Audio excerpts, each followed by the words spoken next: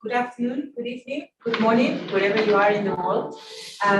Welcome to this masterclass, on the role of transformative innovation for SDG localization, insights from the Living Catchment Project. Since South Africa became a founding member of the Transformative Innovation Policy Consortium in 2017, a community of practice has been growing. Teams of experts and scholars are engaging with the transformative innovation policy approach to explore its application in the South African context. All these efforts, at the core of all these efforts is putting innovation at the center or at the service of broader developmental goals, and especially through policy experimentation, addressing various challenges in water and sanitation, renewable energy, human settlements, etc. One of these policy experiments was the Living Catchments project, which aims to strengthen water governance in South Africa. And this project will be discussed today. So in South Africa, we want to engage critically with these concepts to see how we use them in our context and how do we adapt them in our context. The Trilateral Chair in Transformative Innovation, the Fourth Industrial Revolution and Sustainable Development at the University of Johannesburg, together with the CESTI, the Center for Science, Technology and Innovation Indicators at the Human Science Research Council, alongside and in collaboration with the Department of Science and Innovation and the Transformative Innovation Policy Consortium, are developing a set of activities and events for this year. So please watch this space, follow us on Twitter to make sure that you catch all of our events. We're trying to mobilize more policymakers, more experts, and more scholars in these exciting discussions, which we see as urgent and essential to take us to a more sustainable future. So with this introduction to the masterclass, this is the first masterclass that we have, and we are very happy to have with us two great speakers, very experienced in transformative innovation policy. We can think about better way to start this masterclass series. We have Professor Alejandra Boni and Dr. Diana Valesco that will be talking to us about the Living Catchment Project, and they will contextualize the concepts of transformative innovation policy in practice in South Africa. As a brief introduction to both speakers, Professor Alejandra Boni is a professor at the University in Valencia, Spain, and she is the Deputy Director of Ingenio, which is a research center at the university. She's an honorary professor at the University of the Free State in South Africa. She's now new to the South African context. She comes very regularly to the country, and she has a deep understanding and love for our country, which is great for us to hear from her. Diana Valesco holds a PhD in Science and Technology Studies from the University of Edinburgh. Her main research areas are innovation studies, STI policy design, higher education management, and development studies. She was heavily involved in the policy experiment on the Living Catchment projects that took place in 2020, and she walked the path with the team in going through the concepts, the theory of change, and the whole policy experiment itself. We'll hear about that from here as well in this presentation. So without any further introduction, I would like to give the floor to Professor Boni. Thanks so much for being with us. Thanks, Erica. It's a big pleasure to be here, to be in South Africa, to share our understanding of the Living Catchment Project, to share with Diana and McLaughlin as well the paper that we have published on that. I'm going to share my screen. This is the title of our presentation, which is the title of a paper that was published in the Journal of Human Development and Capabilities. It's the role of transformative innovation for SDGs localization, insight from the South African Living Catchment Project. It's a co-authored paper with Diana Valesco, who is going to share with me the presentation, and McLaughlin. The aims of the presentation is exploring how the Living Catchment Project contributes towards the SDG, using a transformative innovation policy approach. Then, I think the more original part is how we can examine this project using the human development and capability approach, which is another theoretical framework. So we are going to explain a little bit the use of this combined framework. We are going to analyze the project in the light of the combined framework, and at the end we will offer some policy recommendations, some comments from our comment and our understanding. So Diana is going to present the first part, the transformative innovation policy and SDGs, then me on the human development and capability approach, then the living catchment projects with a little bit of detail, how it's done, the theory of change, use, etc. And then an analysis using the capability approach and the final policy recommendation. So Diana, that's your turn, and I'm going to move the presentation from you, tell me. Thanks, Sandra. And as Sandra explained, we'll first talk a bit about the Transformative Innovation Policy Framework. I won't take a long time here because we know that many of you are already familiar with the framework, but we'll give some of the bases that we used in the paper, and the most interesting part is how we mix it with the human capabilities approach. So in the next slide, I'll start by saying a little bit more about the context of science, technology, and innovation policy, and how this type of policy has been framed by persisting frameworks that have a historical context. So we have kind of what is called the Frame 1, that started after the Second World War as a way to respond to the recovery challenges at the time. And it was focused mainly on the institutionalization of the government support for science and R&D, with the presumption that this would contribute to growth and address the market failure in private provision of new knowledge. And that's kind of the way that it's put in the graph, you know, like the research and development, kind of a implicit way of having a commercialization, and then the main outcome would be the economic growth. Then we have the second frame that emerged in the 1980s with an emphasis on competitiveness in a globalized world, where systems of innovation can foster knowledge creation and commercialization.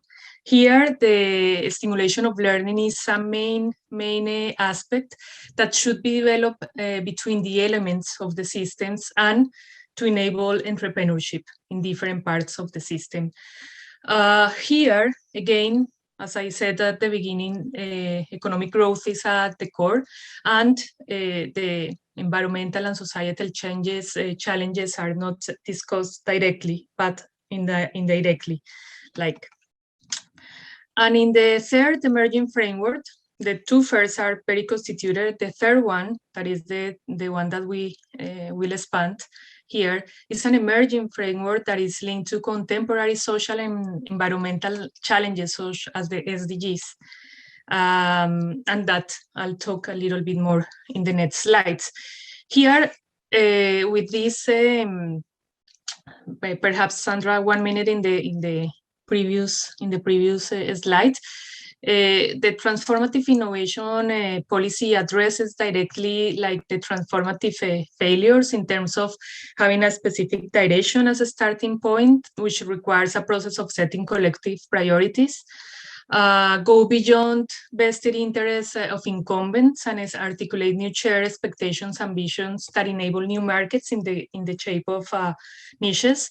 Having an open and ongoing policy coordination horizontally with sectoral policies for healthcare, transport, water, food, etc., as well as the local, regional, national, and supranational levels, but ongoing and open. And then having a reflexivity to monitor, anticipate, and involve factors to generate a self-governance process that can inform the transformative pathways that should be triggered by these policies. Now, next.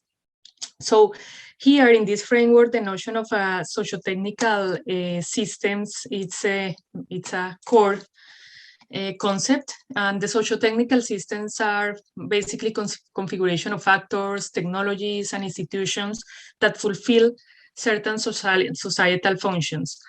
They have manifestations in regimes, which are basically stable and aligned sets of rules or regular patterns of practice, and these rules direct the behavior of actors along the trajectory that it's most of the time incremental innovation. These socio-technical systems have some dimensions, or the regime, these rules have some dimensions that are expressed in terms of policy, science and technology kind of knowledge, infrastructure, market and consumers' preferences, culture in terms of what the ways of doing, of seeing the world, and also in terms of the industry patterns. So here, what we see is an interaction between the actors that are part of these regimes in the socio-technical systems and the niche actors that would provide these new alternatives. Next one.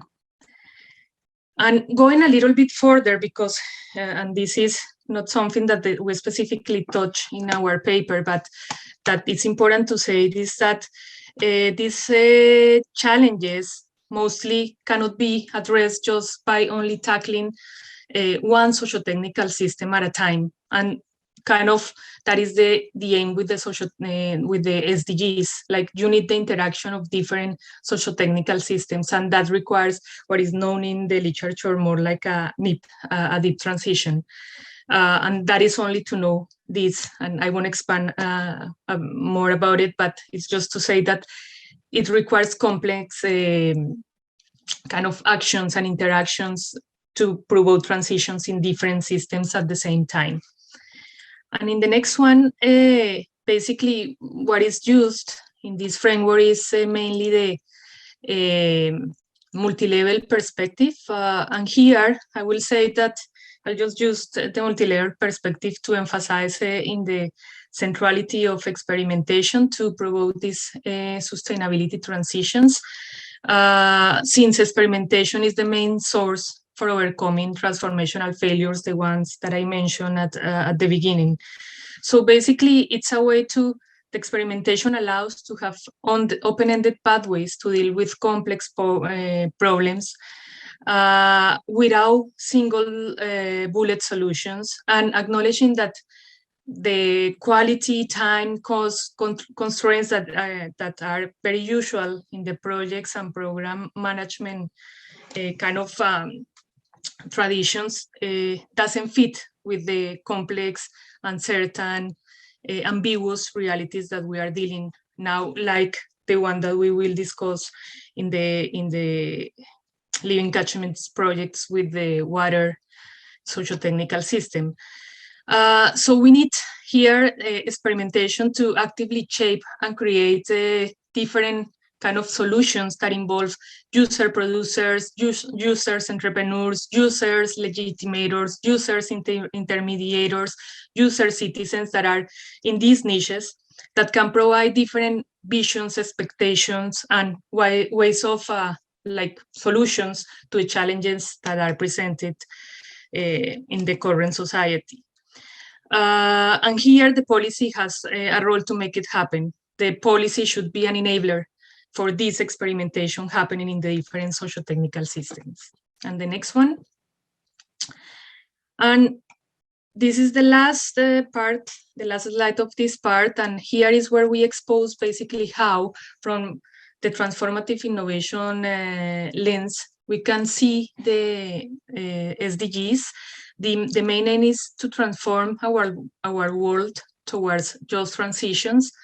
To do that, we need to intervene socio-technical systems and areas that can be understood through the SDGs, like the health system, the education system, the water infrastructure system, the industries systems for energy, for example, and ecosystems or areas. And then how to direct what I said as well at the beginning in terms of direction, innovation and processes of science, technology, policies, industry, market preferences towards no poverty, gender equality, climate action, that it's the transversal directions that we are putting here on the right side of the scheme.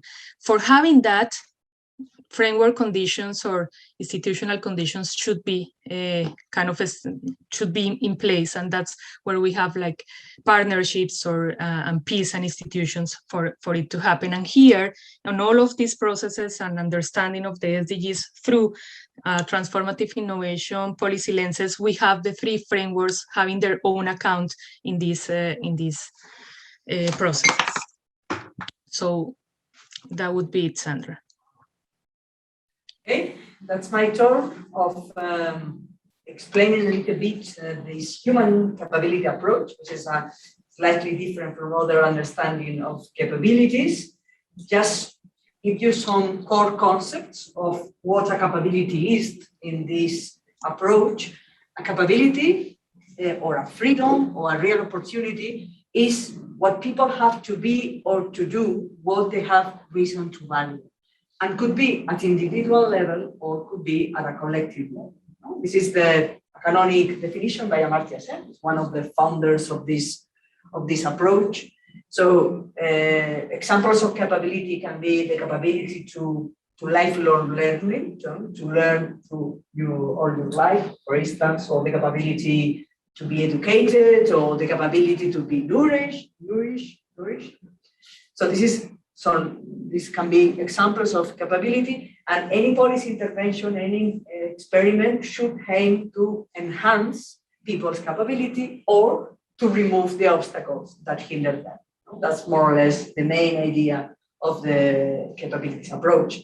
Then we have another core concept that is called functioning, when the capabilities are real putting into practice. So I can have the capability of lifelong learning, but when I attend a master class like that, I'm putting into practice this capability, and this capability is transformed into a functioning. Another key element is the idea of agency, understood as the freedom people have to shape their own lives and pursue their goals. That's another key element of the capabilities approach. Also, this approach stresses the process dimension, and thinking about this process dimension, how capability can be enhanced, it's important to link that with the idea of deliberative democracy. So for that approach, it's very relevant public discussion and democratic decision-making in doing the experimentation.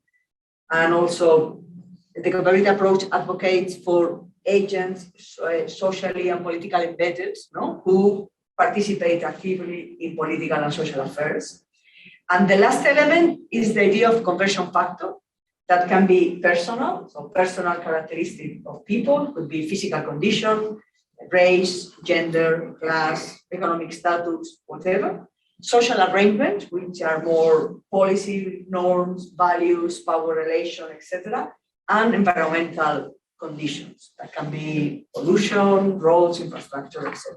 And these both social conversion factor and physical conversion factor, they can be relevant to expand or constrain the capabilities of people.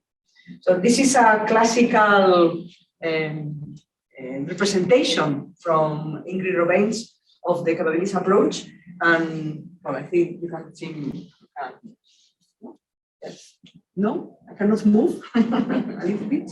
No. Okay. Well, here you have. At the center, you have the capability set, which is the relevant evaluation part of the capability approach. So the most important thing is to expand capabilities.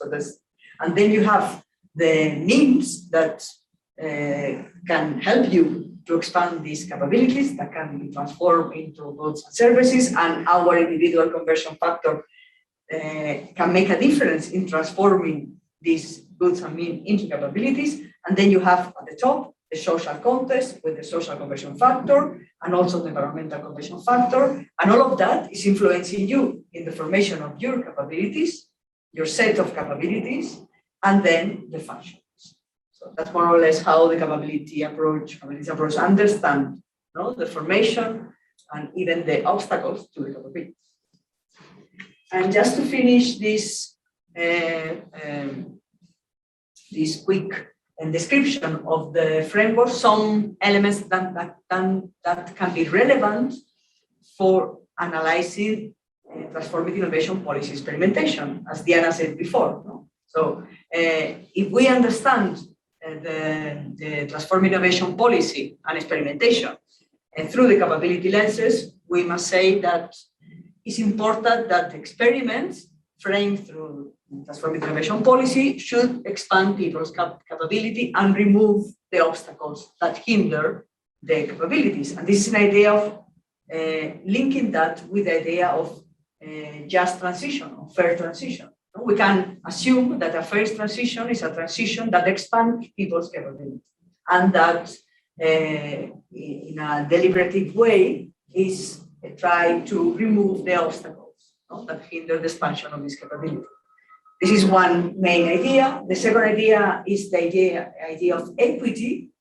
I think transition is very, very good in thinking about sustainability. No, this has been a main issue, a main concern in the transition community. But maybe the idea of equity is not as analyzed or as incorporated as it could be. And if we use the capability approach, we can bring this idea of equity, because for the capability approach, equity is a must. It's a must, no? Because people have to have these capabilities, no? These real opportunities, these real freedoms. So we have to give people opportunities. So this is an equity approach to development. And we can bring this idea of equity inside the transition.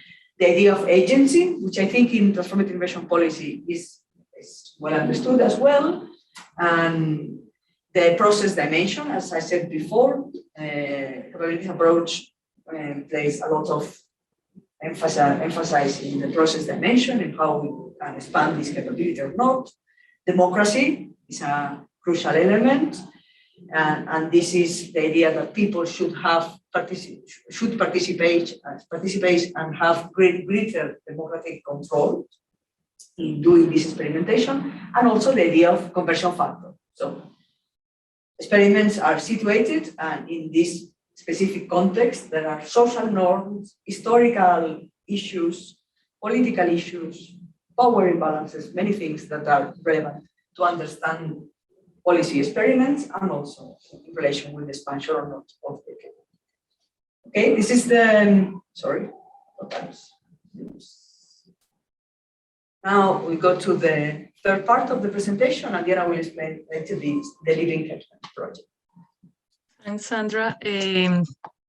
Well, McLeod is connected as well, and he will comment, but I'll just give an overview of the Living Catchment project, which is a project led by the South African National Biodiversity Institute, SANBI, in partnership with the Water Research Commission through funding from the Department of Science and Innovation.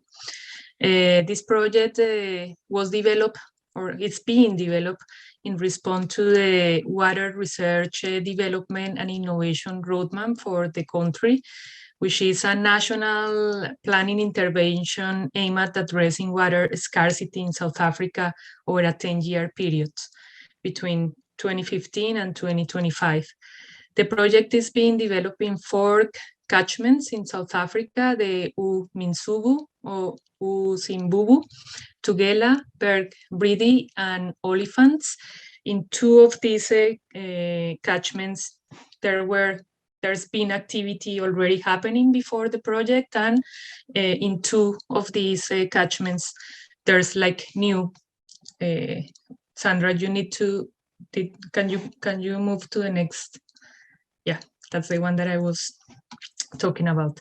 in two of the catchments. The project expects to create communities of practice. It's mainly focused on the 6 sustainable development goal related to clean water and sanitation. And next project, and it will be developed, and it's being developed between 2019 and 2023, but it has had delays because of the pandemic. So I think it will take a little bit longer. Next slide. Here is a small overview of the project. As I said, well, it's a project related mainly to water security.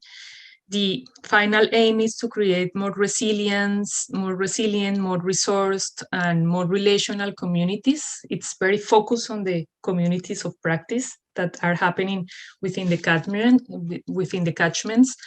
The expectation is to have lessons from these 4 catchments to other catchments along the country.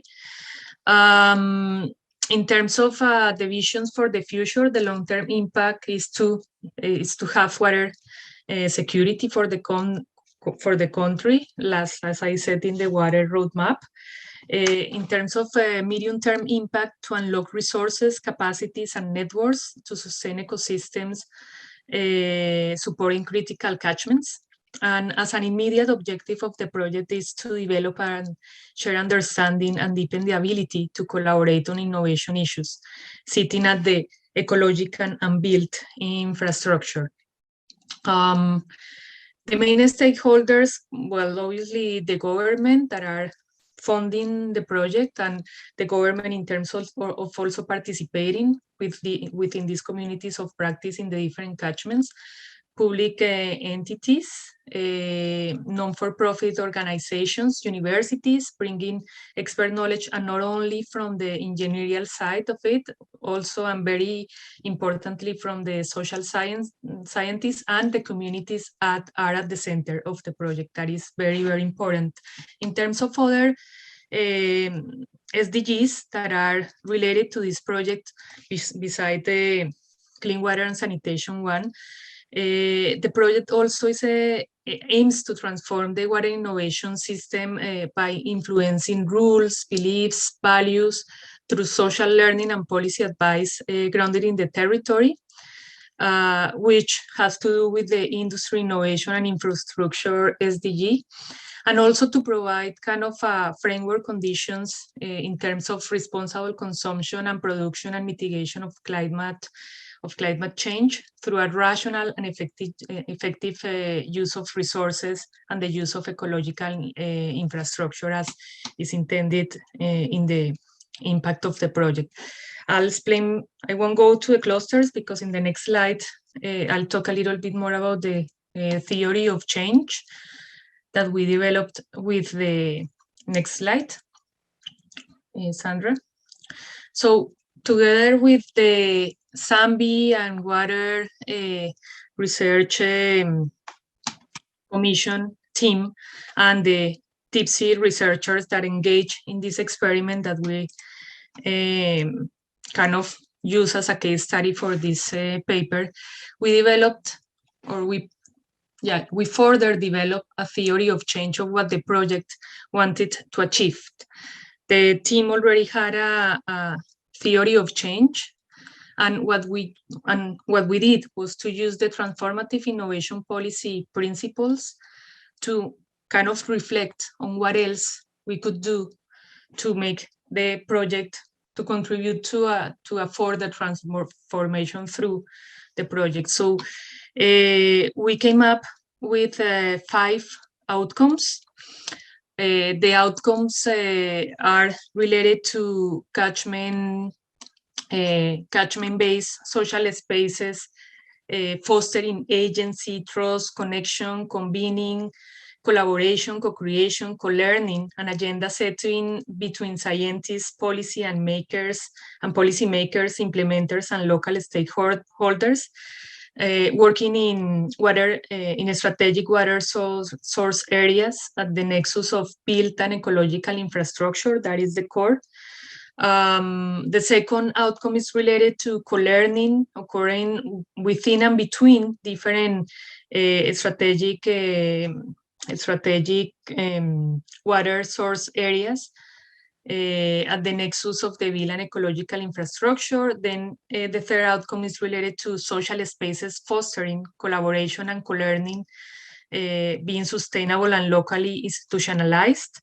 And the last two are more related to perfectioner or get deepened understanding of the use of transformative social learning to impact in other catchments and in other projects within Zambia and like in the water roadmap for the country, and also strengthening the policy advice articulated and mainstream in a way that is responsive to current needs. So these 5 outcomes were finally developed using what we called in the transformative innovation policy transformative outcomes that also involves processes related to, as I showed before with the multi-level perspective, to nurture this alternative or build and nurture this alternative, in this case, the communities of practice at the catchment level, for them to learn, to protect them so they can have this interaction between different actors, to enhance their networks locally, regionally, nationally, and to have different views, expectations that are immersed in these communities, locally situated, but with implications in the national scale.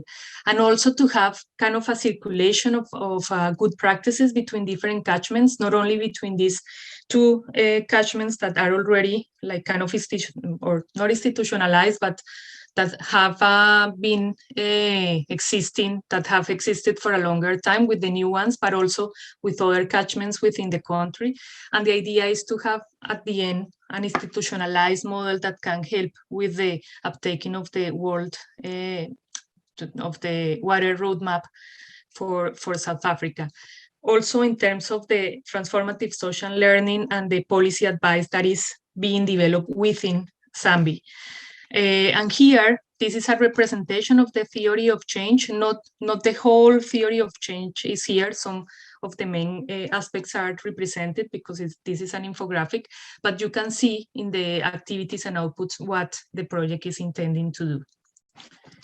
Thanks, Sandra.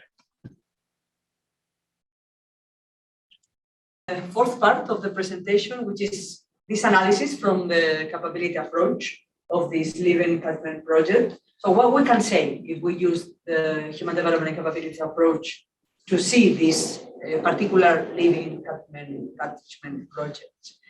So we can say that we know that the project was not designed using the human development, human capabilities framework, but we can see that there is like a correspondence between the aims of the project and the idea of well-being of the inhabitants. No? So this project was framed with the idea of contributing to the well-being of the inhabitants of the areas through water security. However, if we would have analyzed the project using the capability approach, maybe the Living Catchment project would have stressed SDGs that are not so evident in the final theory of change. Specifically, dimension related with reducing inequalities, which is the SDG number 10, or the gender equality, which is the SDG number 5. Maybe these SDGs, or the contribution to these SDGs, and also the idea of the project, could have been discussed and eventually incorporated in the theory of change. That's the first idea. In terms of capabilities, although the project was not framed with that, but we can see what kind of real opportunities or real freedom has this particular project enhanced. We can see that capabilities related to social relation, social network, and even epistemic capabilities of different participants. So the project stresses a lot this idea of being a community of practice, which is one of the main aims of the Living Catchment. And this idea of being a community of practice, of exchanging approaches and discussing, etc., can be related with this specific capability of social relation, social network, and epistemic capabilities. But if we would like to go a little bit further and using more in depth the idea of capability approach, we can say that in a potentially capability frame project, we also could have included the idea of epistemic justice, no? In the formative evaluation process. The formative evaluation process was the methodology that helped to develop the theory of change and to finalize the experimentation.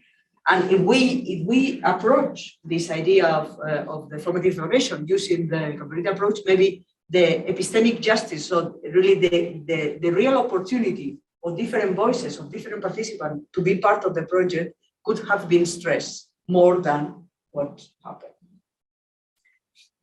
Another idea is a capability perspective and on agency and democratic deliberation, which are two of the main elements of the capability approach, could have enhanced the political approach to collaborative spaces. So questions related to sustainability, to justice, or solidarity, maybe would have triggered conversation and reflection on social justice issues.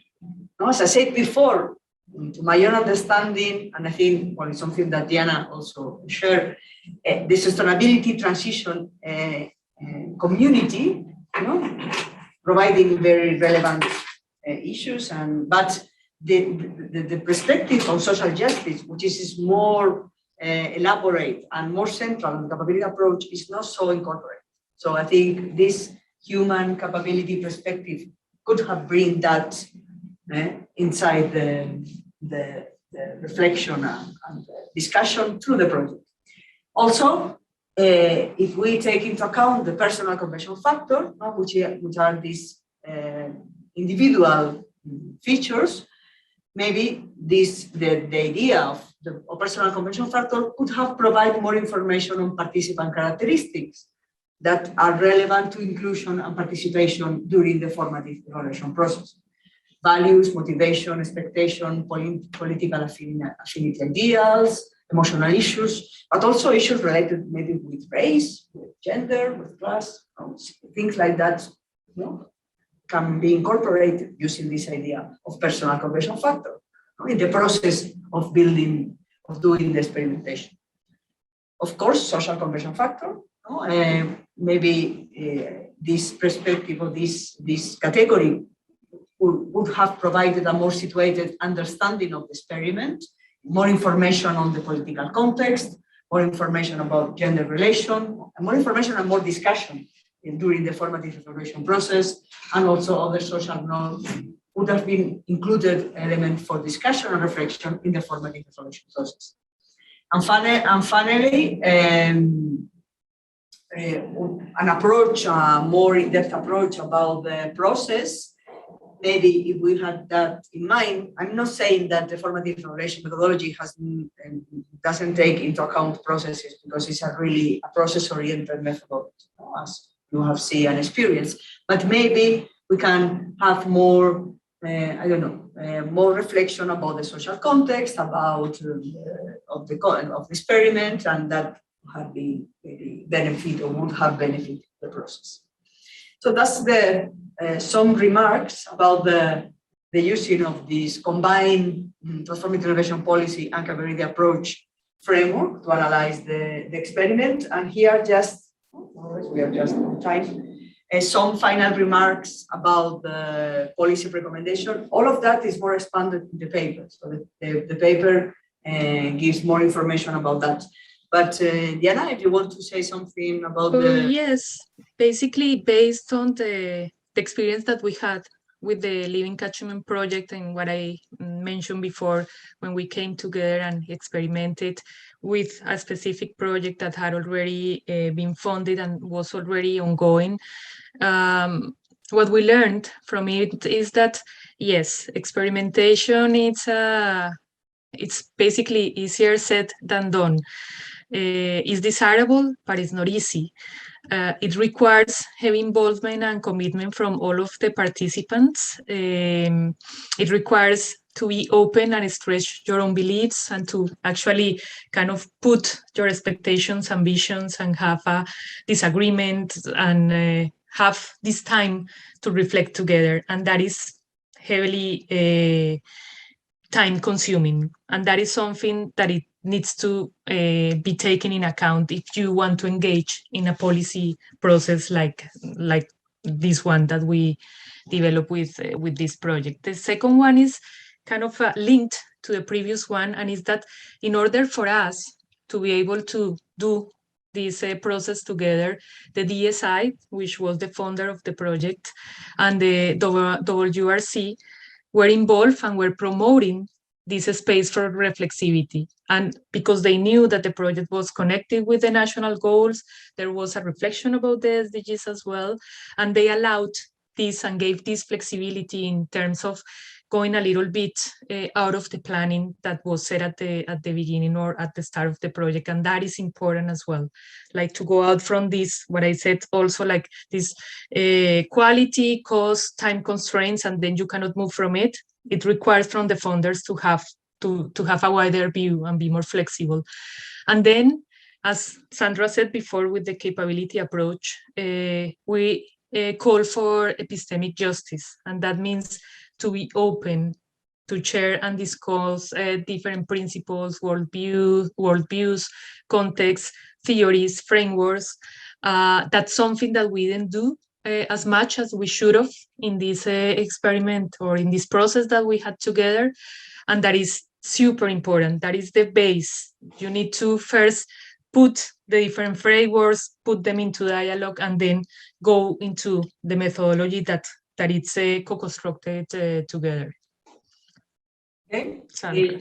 Just some final remarks about the last policy recommendation. As I said before, the capability approach can bring this account of personal and social conversion factor, and that probably would strengthen just system transformation, so just transformation. Also, the transformative innovation policy approach from the other side can strengthen human capabilities approach, no? Because human capabilities approach is more an evaluative approach, no? To assess and to see the contribution of an intervention towards the expansion of human capabilities. But the transformative innovation policy approach can bring to the capability a theory of change, a process of change, which is not incorporated into the capability. And this is interesting, no? See how the TIPSY framework can bring this idea of change pathways, and how analyzing that from the capability approach can help us to see if those change pathways are able or not to expand the capabilities. And finally, the idea of looking at the different SDGs, not as different like silos, no, of SDG number 1, number 2, number 3, but putting at the center transformative innovation and see how an intervention like the Living Catchment Project can contribute to different SDGs, no? Water, climate change, networks, etc. We think that is a robust design for just transition to sustainability, where STI has a crucial role. And more or less this is all. Thank you for your attention. Thanks, Diana, as well. Great, thank you so much, Alejandra and Diana. This has been a great presentation. You have given us the lens, you've given us the concepts, the tools of transformative innovation policy, and also an example of how it can be applied in reality. Through the lens of, through the example of the Living Catchments project. You have also incorporated there an additional concept, the concept of human capabilities. You said, I mentioned that you argue it may help for a more equitable and inclusive analysis of a transformative innovation, or a more inclusive and equitable lens to look at these policy experiments.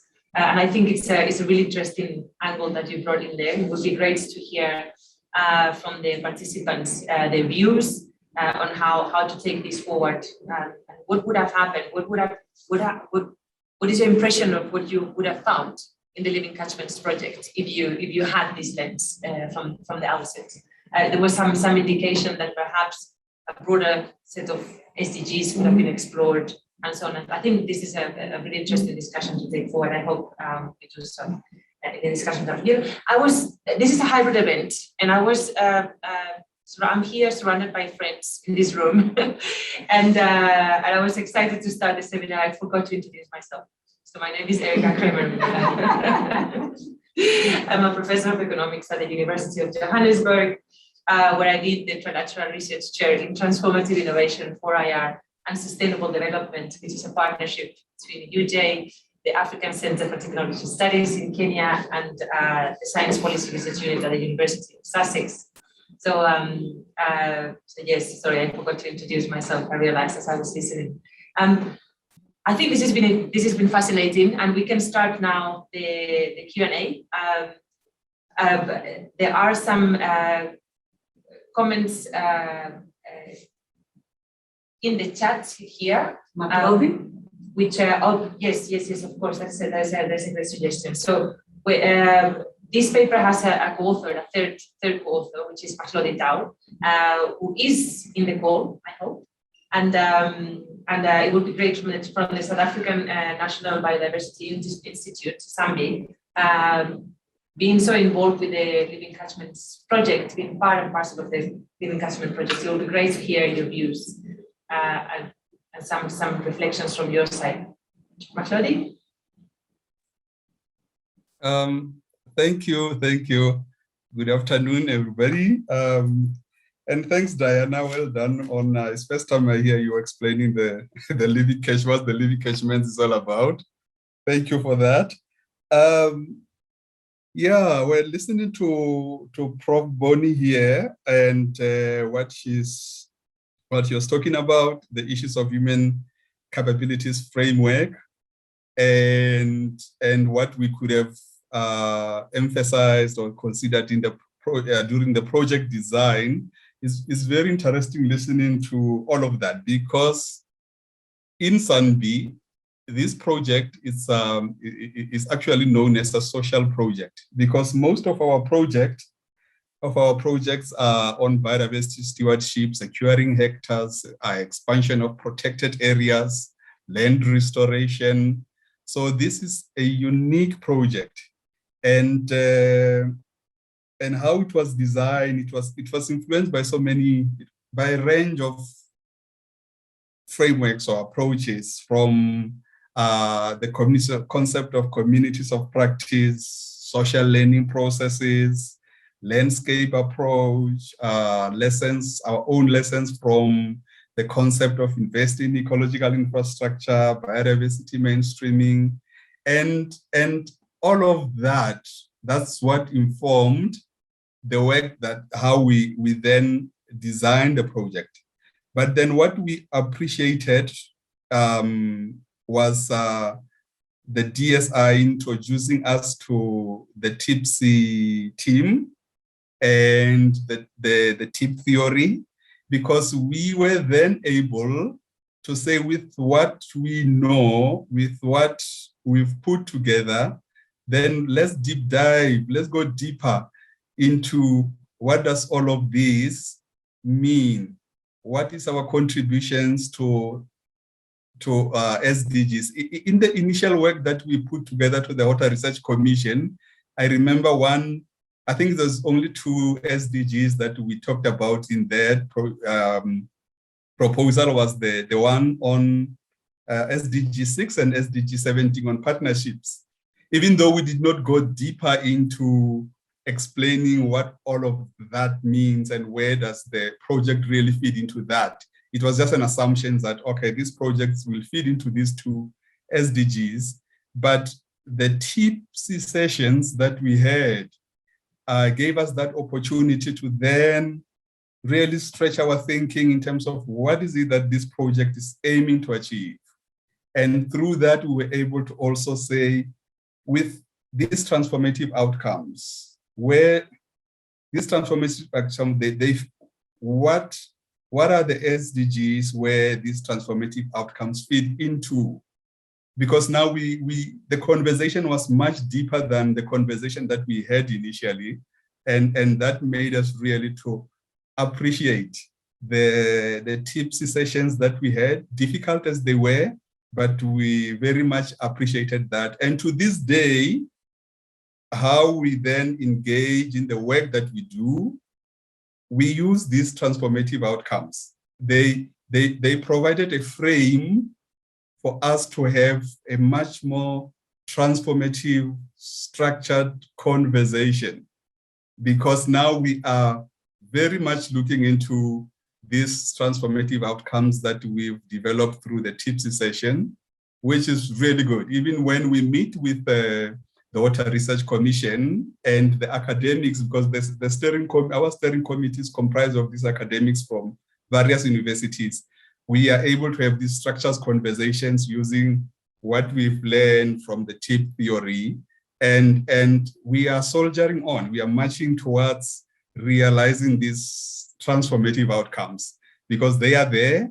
We are owning them, and it's where we are at.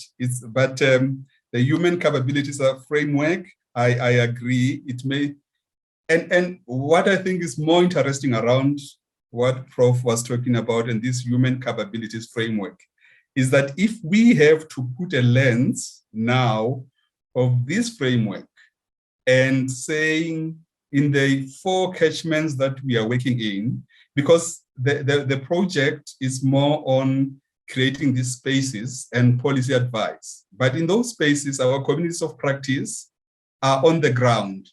I think if we need to go deeper in terms of applying this human capabilities framework, we will have to take the conversations to our communities of practice that are doing the actual work on the ground, that are striving towards poverty reductions and creating inclusive spaces to ensure that there's equal voices. So this is a new framework. I've never heard of it. As I think who said that is Diana. We are ecologists, but here we are. We find ourselves sitting with a social project. What is called social project. We don't call it a social project. Our colleagues call it that. But this human capabilities framework and other frameworks that are available out there that we maybe not be aware of, we are always open to learning and to test these frameworks because they are so important. We truly want to see a change on the ground in everything that we do, especially now, given what we know, what's happening in the country. It hurts all of us, and the rising unemployment and lack of opportunities in these rural landscapes. And it's through projects that the living catchments that then go into those catchments and say, what can we actually do together? What transformation do we want to see realized?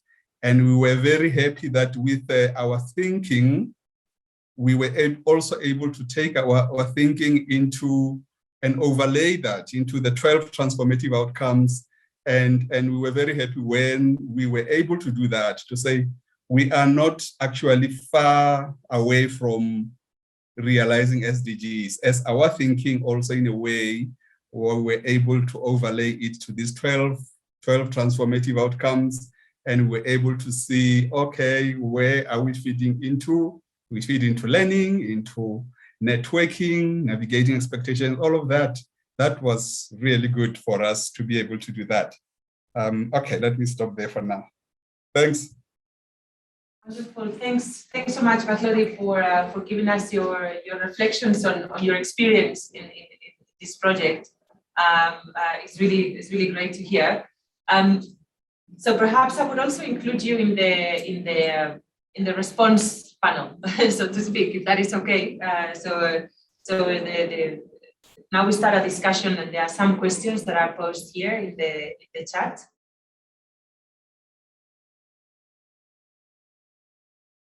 I'll be quick because I think that McLeody, even for the first and second question related to the added value given by the transformative innovation policy lens to the project and the theory of change that was explained by McLeody before. And here I see among the participants, Dancile, Cindy, which it's kind of the leader of the first cluster of the theory of change related to learning in the communities of practice. And I don't want to put the light on you, Dancile, but it would be nice to hear from you as well. Because this, as I said, and as we've been kind of reinforcing along the presentation, that is part of the transformative innovation, but also from the human development approaches, that this is a co-creation process. And as such, we both learned a lot during the whole time that we did the experiment. Regarding the theory of change, that was not new for the team. They already had developed a theory of change for their project. A theory of change in a more kind of a traditional way of saying it, you can use theories of change in evaluation in different ways. Even a logical framework is a theory of change, and it's very closed planning tool to tell you where you start and where you want to get to, and follow the trajectory of activities that should lead you to some indicators that are related to outcomes more understood as objectives, like and even theories of change that are more focused on outputs. And I'm not saying that that was the case in the first theory of change of the project, but it was more kind of the traditional way of having the blocks putting together in terms of inputs, outcomes, outputs, assumptions, activities. But I would say that what we gained through the discussions was to think deeply, what is the core of what we want to do? And then there was a transformation in the team of the different outcomes. The first cluster has, like, as I said, first, it's to create trust, connection, collaboration, co-creation, co-learning, to generate a shared agenda among the participants in the catchments with diversity of factors, to have learning, actual learning, and kind of what we call second order learning, that is a different way of seeing the catchment and the ecological infrastructure, not from a technical side, that it's the one that is predominant in the catchments, the built infrastructure, but from an ecological infrastructure, and then also more in how to institutionalize that locally. And that came together in this first cluster through these discussions that we had with the team. The seeds were there, but the discussion helped in gaining like kind of giving more direction towards the SDGs, but also towards the transformation processes that should be unlocked. And we use the transformative outcomes to help that. Also with the social learning cluster and the policy advice on how to use it, not only for this project related to water, but within the organization in Zambi for other projects, and how to circulate practices, how to institutionalize or upscale what they are doing. So we did that among the process. But that's what I have to say. Perhaps Dancile or McLeody, as participants and as part of Zambi, could say more, obviously. McLeody or Dancile, you want to add something? You want to say something, McLeody, about the theory of change, maybe? Yeah. So Diana is right. We had our own theory of change. We had a session at the Water Research Commission where we were, was it a 2-day or 1-day session? Participatory sessions. We invited our other colleagues, also some of the academics mostly from University of KwaZulu-Natal, and the session was chaired by Prof from Rhodes University. So we had a theory of change in a way. We did have a theory of change developed in a much more traditional way of the way we will normally develop a theory of change logical way, what's the outputs and all of that, the result chain. We did all of that. So the value add of the tip theory is that now we had to think differently, mostly around the development of the outcome. So the emphasis or the conversation was more on the outcomes, more on the transformative outcomes. So those 5 outcomes that Diana presented there, those outcomes emerged from our TIPSY sessions. And the benefit there was that when we were having those sessions, we were really going very much deeper into understanding what is this project about? What are we trying to achieve? What's our intentions? So our thinking was stretched. So as much as I say now, like it was an easy process, it wasn't. A lot of headache along the way because the TIPSY team really were asking us questions that we never even asked ourselves, to really go deeper into terms of what is this living catchment? What are you trying to achieve? What is your intention? Okay, what are we learn things, the language of regimes and niches? What are the currently regimes? What are the niches? Who are the regime actors? Who are the niche actors? Those things we learned through the TIP sessions to go deeper to analyze all of that. And that's what fed into the development of the 5 outcomes that we now have. And even more important now is that, as I said, the way we frame our conversations is based on those 5 transformative outcomes. Through the project, we have a dedicated person who's now tracking the work that we are doing to say, how are we tracking our progress against the outcomes? We could have easily tracked it against the outputs because that's what everybody does. Training, community of practice, the number of community of practice learning sessions that we had, the guideline that we produced, policy, we could have easily done that. But now the conversation is much more deeper. Dansile on the learning goes deeper to say, with the catchment community, 2 weeks ago, she had a session with the catchment conveners to look at what are we learning in those catchments. All of the questions, how Dansile then frame questions going into conversations with the what we call the catchment conveners. They are based on the transformative outcomes because we know that we want to see change. We want to see transformation on the ground. And the TIPSY sessions provided us that frame to contain our conversation. And it's not about the outputs that we normally do.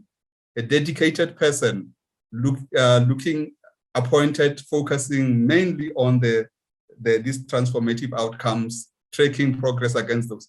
These are the value add that came through the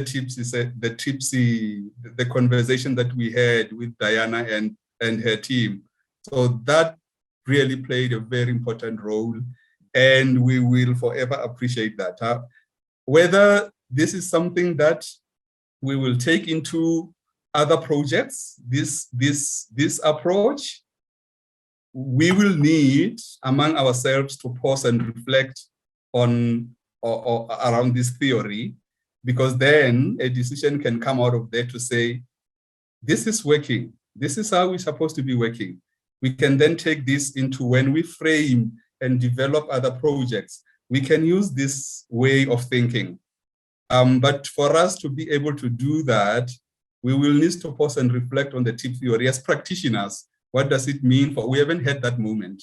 So what I'm sharing is just my own personal, that we need to come together and really reflect and say, is this something that we will take in Sanbi into other projects?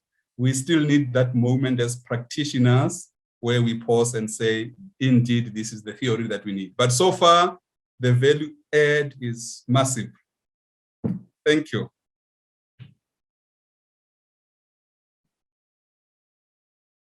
to say something from the audience about the theory of change, or I can answer the questions for the audience, I mean the virtual audience. Okay. Well, maybe I can say something about not the theory of change, but about the value that transformative innovation policy gives to transition, no? Because this is an example for me, no, of what can be the added value. So the formative evaluation methodology, which was the methodology that this project followed, opened the space for reflection, for exchange of ideas, for reflexivity, for including new concepts, for discussing, for visioning the outcomes, etc. Especially, I think McLeod is right, no? We especially focus on outcomes understood as changes, not products of intervention. So this is something that happened during the formative evaluation methodology. And then we have the 12th transformative outcome as a guide, no, to produce and to enact this discussion. So for me, this is a good contribution to policy in general, no, that is attuned with the idea of transitions. On the fourth question, what we can do if there is no room to do that? No, that was your question. If there is no policy space of any kind to do that, no? That maybe can happen in different socio-technical systems. Well, I think maybe we have to try to open the space. If we don't have room to do that in any case, because even a small experiment can be meaningful and can trigger this conversation, these reflexivities, and maybe can, you know, start producing real experimentation. If we don't have room for that, in any case, we have to try to influence policy in some way to open these kind of spaces. I think there are roles for you know, claiming these spaces and try to open spaces inside the policy to be able to do this kind of experimentation if they are totally closed. In my own experience, if you have someone inside the system and that open that space, even in a small, I mean, in a small part of that, not all the organization, not all the policy, not all the institution, but that can be enough to start doing experimentation and see what is going on with that experimentation and how that what we get from that experimentation can influence other areas, other aspects of policy. That can be enough. But if you don't have any kind of space, maybe you have to push and open that space from outside. And the role of the profiles, other stakeholders can be really relevant. And on the human development, I understand that the Living Catchment Project was a project not framed under this approach. That's perfectly. So what we do is adding this layer, no, of reflection. But if I think in a combined framework, which is more or less the idea of doing this kind of reflection, for instance, if I can maybe organize or divide or see the intervention as an input, process, and outcomes, no? Following a real evaluation framework. So from the input perspective, and input are material things, but also people, no? People that are going to be part of this experimentation process. So if I use the capability approach, I think I have to ask myself if all the voices have been included, if there are participants that are not there, and why they are not there, and try to be as more inclusive. I know that the Transformative Innovation Policy is an inclusive policy or wants to be an inclusive policy, but again, if I use the capability approach, I can ask myself about that. So what about there maybe participants that are not able to participate because gender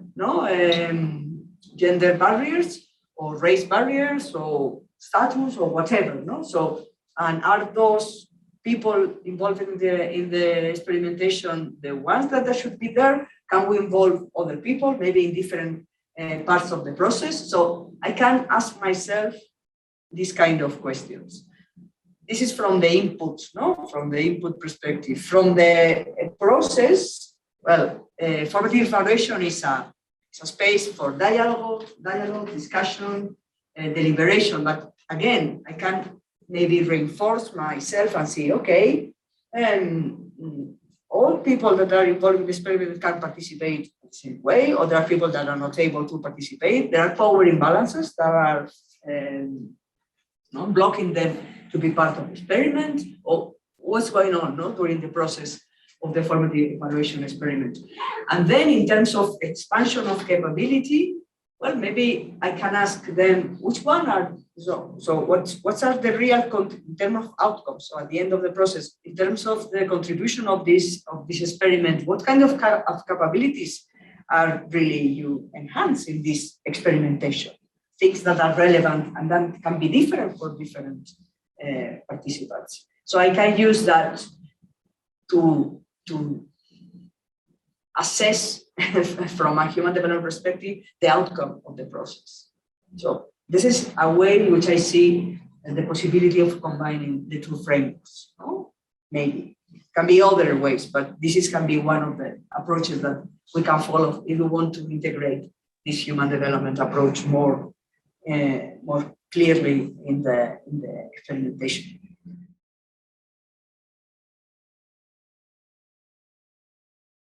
And my advice will be to Prof and others.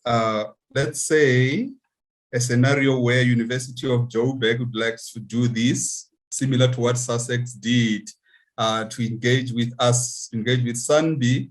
So my advice to University of Joburg is that when you take this to practitioners, although you may explain what the TIPS is about and all of that, but don't be too religious. Don't be like, what's the word? Just religiously following on the concept itself and those sessions, because it became so hard for us to understand what the TIPS is all about. Because now the way the sessions were structured, it was initially it was TIPS coming with the concept and presenting it to us, whereas what should have happened, this is what I think should have happened, was for TIPS, well, session one, they could have explained TIPS theory and all of that, but going further into our sessions would have been because it's a co-learning process, right? Then you listen to, without being obsessed is not the word, without following the 12 outcomes, just listen and have a conversation about what the project is about, what are the intentions. Let the practitioners share freely. Because what happened with us, we were not sharing freely.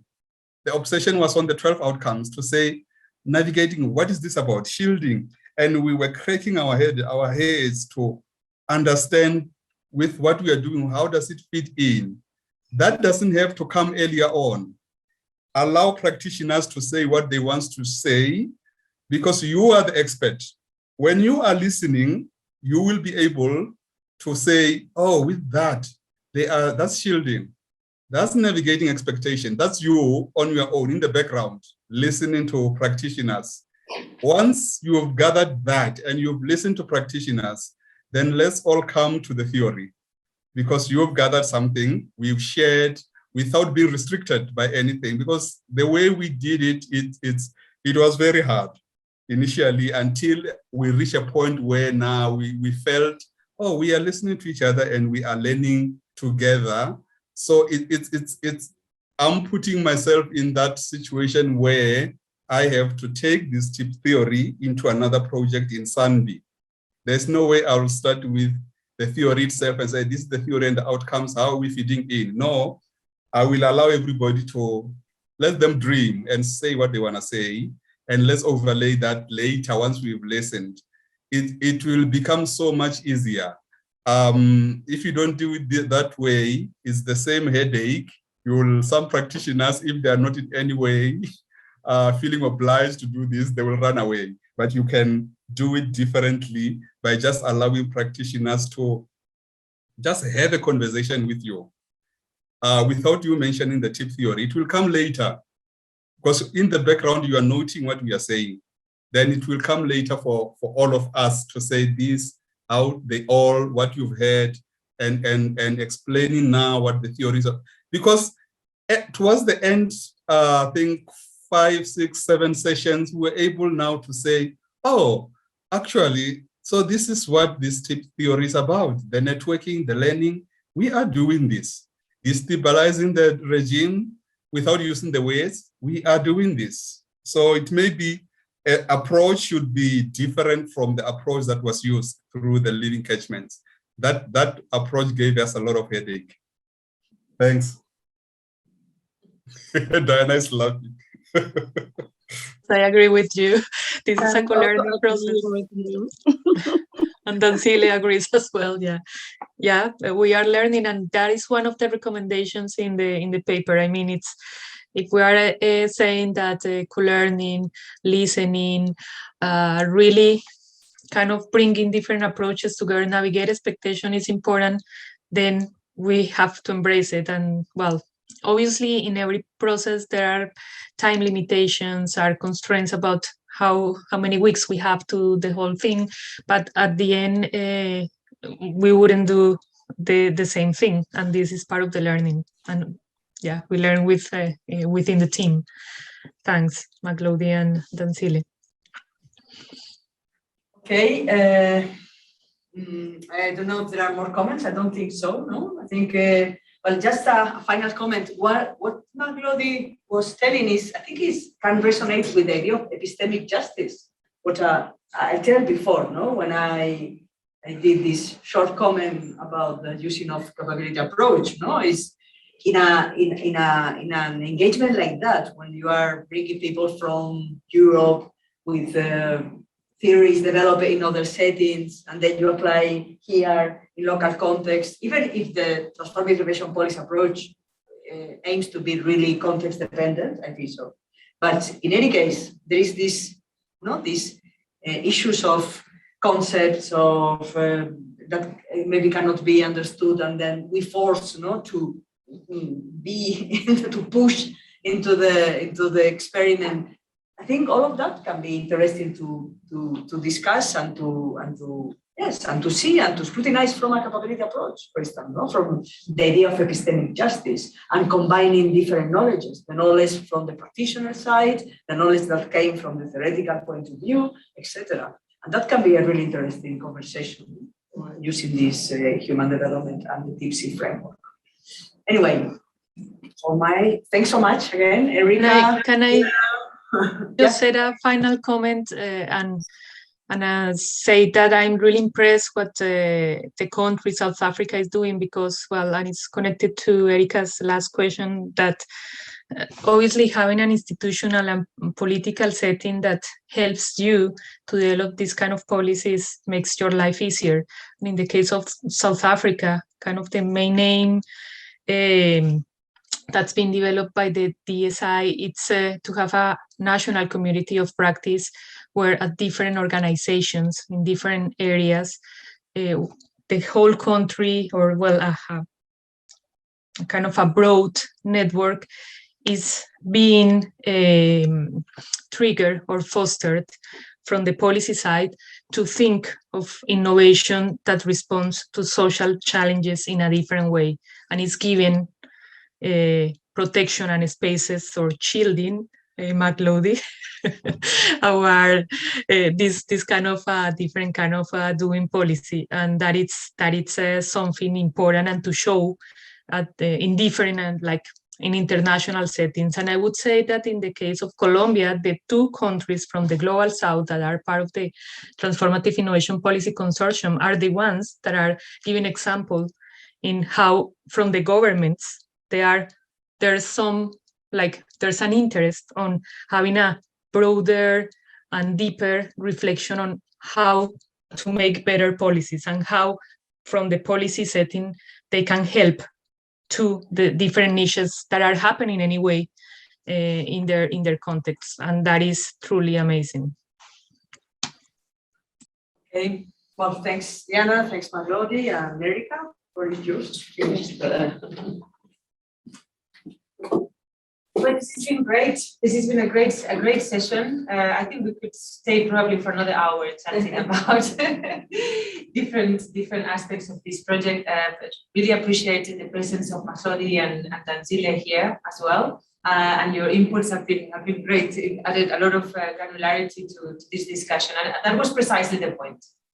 To talk about how do we apply and adapt and be flexible about conceptual tools in the application in reality. In this context in South Africa, so it wasn't all about contextualization. I think the issue of context has come up over and over again. Mahlodi, your point about contextualization, about the importance of conversation, of co-creation, the call for flexibility in being adaptive in terms of the language even that we utilize, right? So we want to create a common understanding on something that we already share an interest.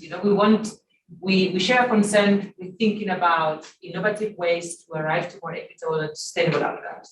This is what we all want. We share that. So how do we create the language and the conversations that help us go there in that direction? So I think this provides us with a lens and as a way to get into deeper conversation, as a bottom-up process of building an understanding to structure interventions in a more systematic way. How can we now replicate this and take this thinking to trigger changes at the system level, the kind of changes that we need to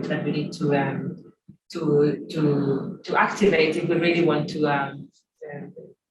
shift the direction. The one that we have, I think we all agree that is unsustainable and equitable. So we need to shift the direction. In that case, I think we are just on time actually, so we will have to do our goodbyes and thank everybody for joining us today.